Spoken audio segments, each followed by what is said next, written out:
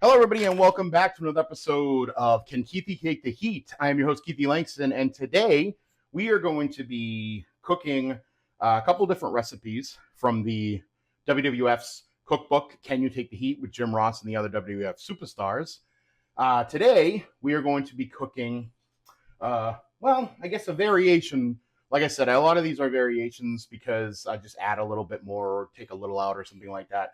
But this is actually going to be, and I'll get the cookbook, a variation of Bradshaw's Smothered Texas Round Steak, and I'm going to accompany that with Billy Gunn's Grilled Ass-Paragus. So the first thing that I'm going to cook up is the round steak, because that takes about, it says 20 to 40 minutes to let it kind of simmer in the sauce that you make. So I want to get that done, and the asparagus really should only take about 10-15 minutes. So I wanted to do that first. So the first thing I did is I have the round steaks right here, as you can see. And I did get 2 packages of them. I did open both packages. I don't know if I will. It does say to get a 1 to 2 pound round steak and then slice it real thin. My grocery store actually had the cutlets basically already thin cut. So I'm just going to use those. I did put some extra virgin olive oil in the pan. It says to put it in a non-stick skillet on high heat. And I did salt and pepper the steaks. That's because I pretty much salt and pepper everything. So it doesn't say specifically in the book, but that's kind of, what you should do. And then you want to cook these, and it says to cook them in batches. So I'll probably do both. And then I'll just cook them in batches like this. So you just kind of throw these in. You let them simmer or sear.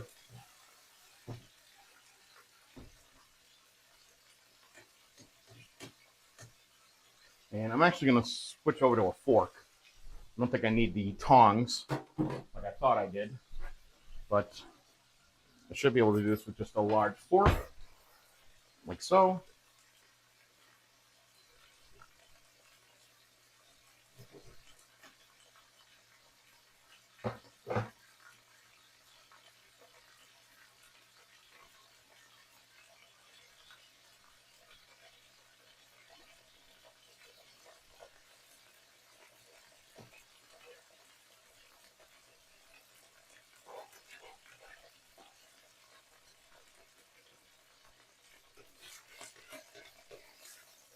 And really what I'm doing right now is, because I want to let these simmer, I just want to get a little color on them, kind of sear them up a little bit.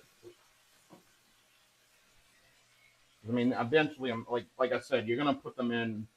It's like a white onion, and then you do kind of like a bouillon cube. So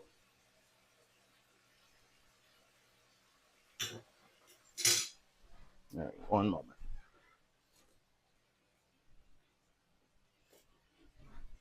it's just to cook them about 3 minutes on each side. So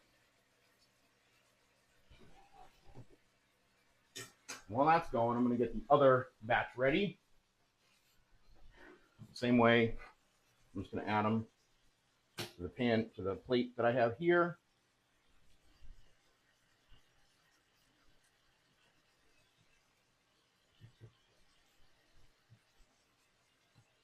Yeah, so this one only had 4. This one, another one had 5.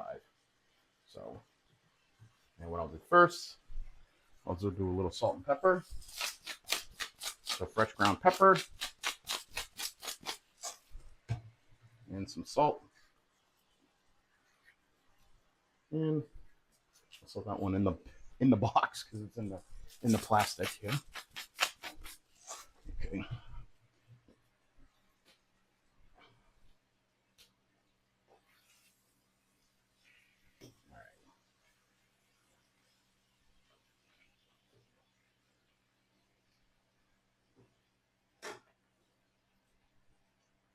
Okay, so these are cooking up nice. Now what I'm actually going to do is I'm going to get another plate because I'm going to put these in the plate to let them rest while I'm cooking the other batch.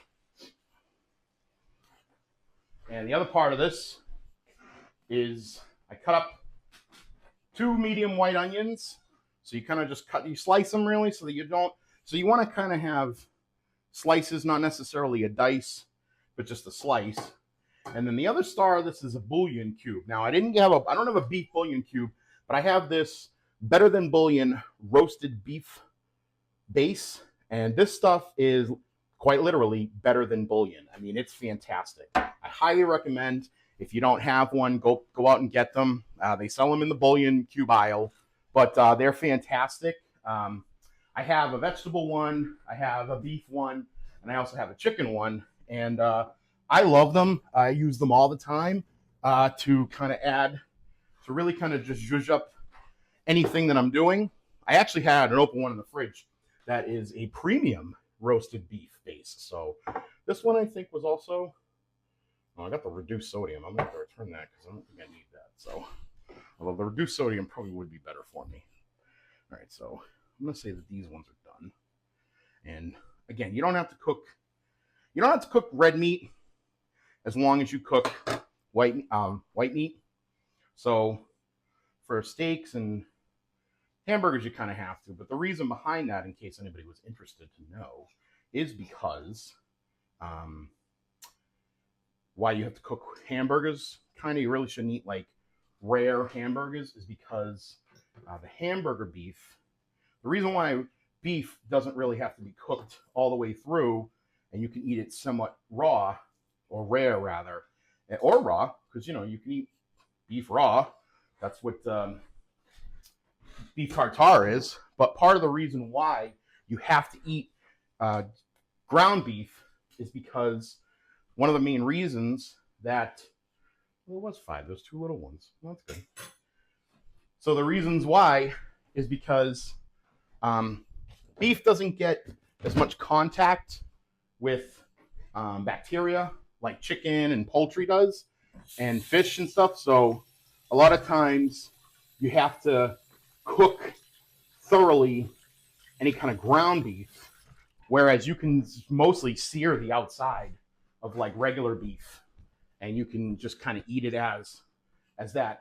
I've had some ultra rare, I guess, beef. I'm not a huge fan of it, but that's mostly because it's more like a texture thing, I guess.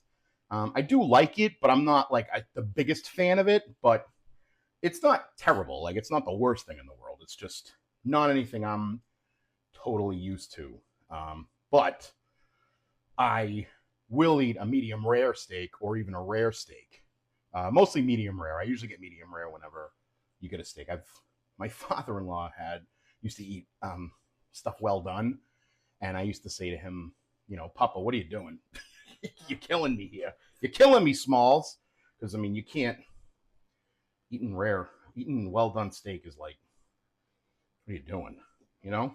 But, te gustibus non disputanum. And that is Latin for, in matters of choice, there can be no dispute. So to each his own, basically. So yeah, so I'm flipping these now, letting them get some color on the other side. And like I said, I'm gonna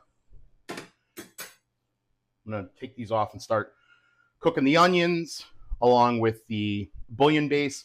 Now, it also calls for, and I can read the recipe right now, and this is in JR's notes. This is Bradshaw is the resident stock, not livestock, expert in the Federation.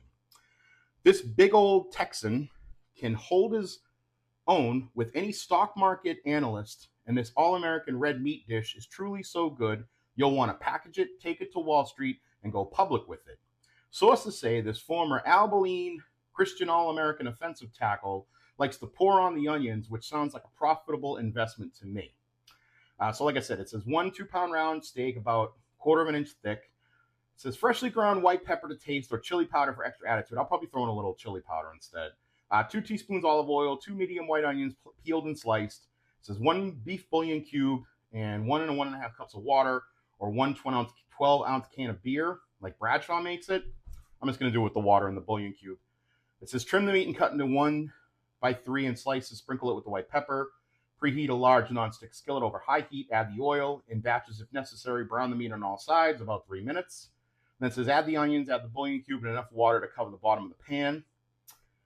Cover, reduce the heat to medium-low, and simmer until tender, 20 to 40 minutes, depending on the thickness of the meat.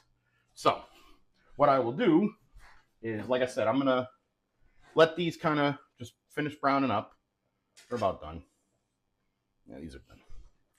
And now what I'll do is, geez, that's a lot. I guess I'm going to have a good lunch tomorrow.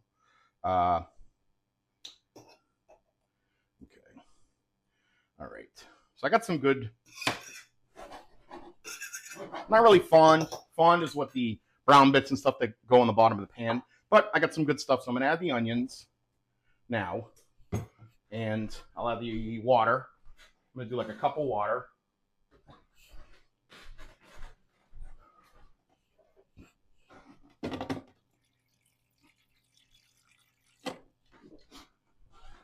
And you know what? Okay. And now in lieu of a bouillon cube, this basically says that 1 teaspoon is equal to 1 bouillon cube of this stuff. I'm going to do 2 teaspoons. But don't tell anybody.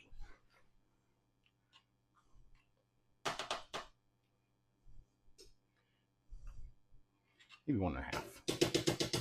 1.5 teaspoons.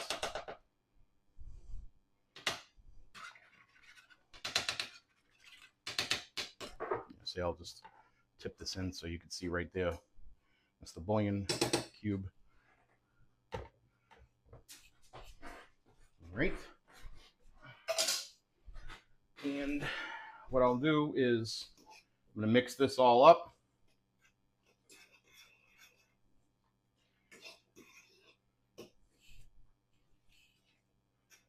Oh, yeah. Oh, yeah.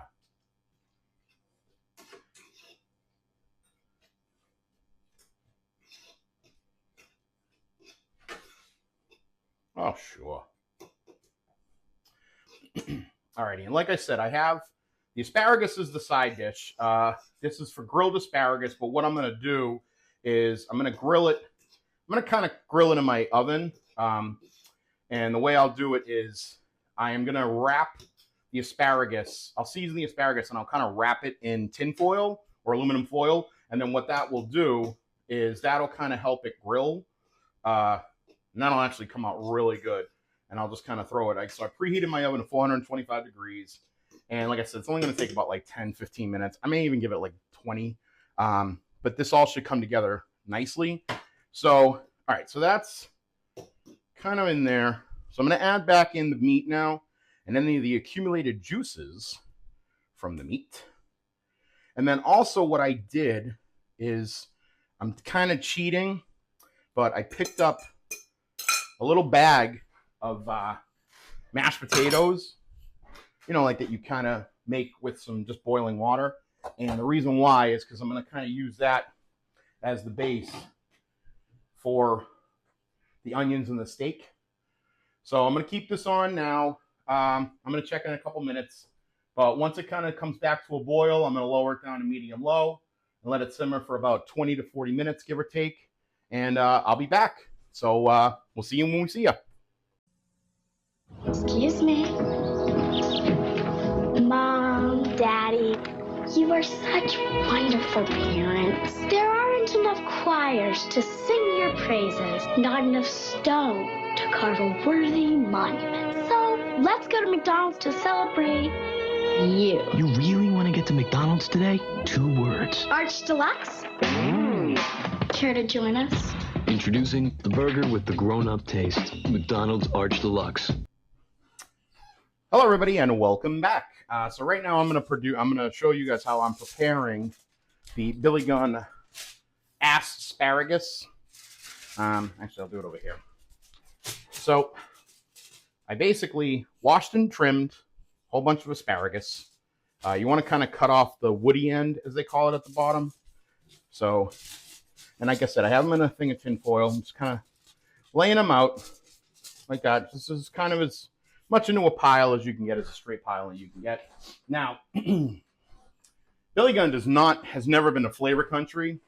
He kind of prepares these real generic-like. And I'll tell you this, it says, Mr. Ass is a gifted athlete with a world-class physique and an intense competitive nature.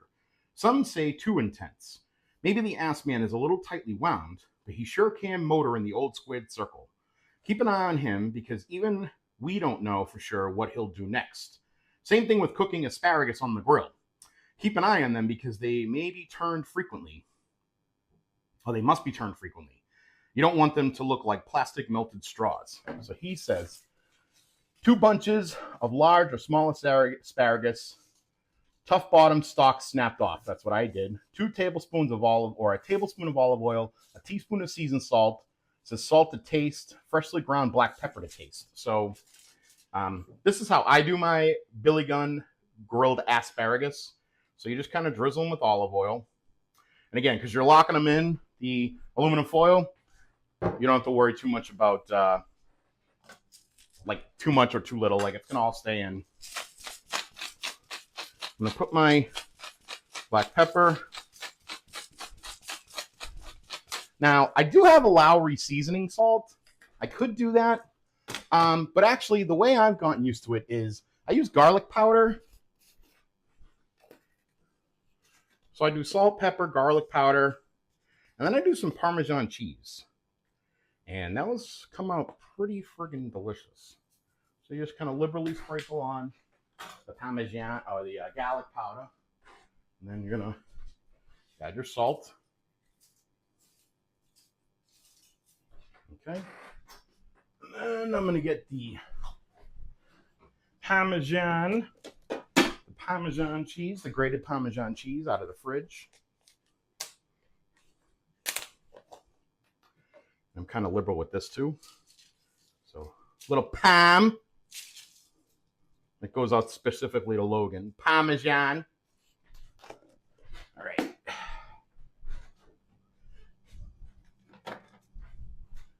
And then you're just going to wrap this up. Just going to make like a little bag almost. Just crinkle up your thing, crinkle up the sides. It's a nice little package. What a package. And then I'm going to put these in just this little, kind of cool. It's like a little cast iron, little plate that I can put those in, just like that. Throw them into the oven, and I'm going to let those cook for about, like I said, about 20 minutes or so. They should be cooked pretty much the same time this is done, and then that'll be it. And then the only other thing I got to do is basically boil water to, as I said, make the cheat style buttery mashed potatoes. So we'll see you when we see you. How raw it is inside still. I hope it doesn't come out black. God, can you imagine? I'd die. There's a side of which thinks, I should turn it. But there's another side which thinks, Marco, it might be too soon. Oh, I'm showing this tortilla a lot of love, trust me.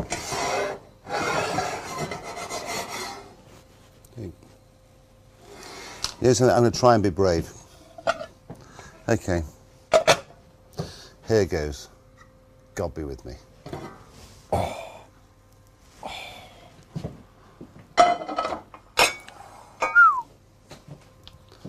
And now.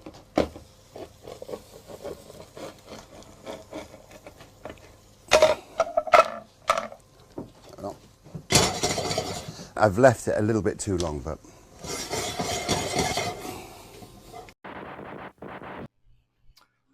Alrighty, everybody. Welcome back. We are all done. I think, looks, so far everything looks pretty good to me. Here, I'll show you here. We got my mashed potatoes are done.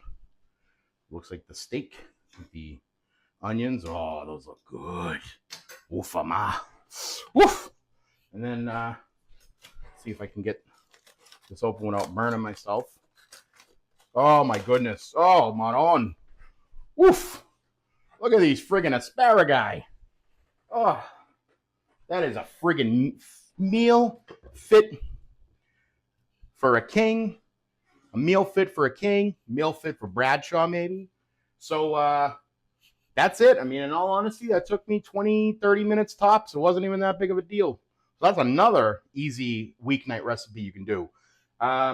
Leave a comment if you think you like this, if you think there's something you would do different. And don't forget to check everything else out we have here on the Backbone Wrestling Network, Backbone Food Network, Backbone Movie Network. But and everything else you can see me on the North South Connection Podcast Network, A La Carte with Keithie, Hail to the Keith, and of course GFA Live with my BFF Petey Winston. Find those on any podcatcher app. And bon appetit.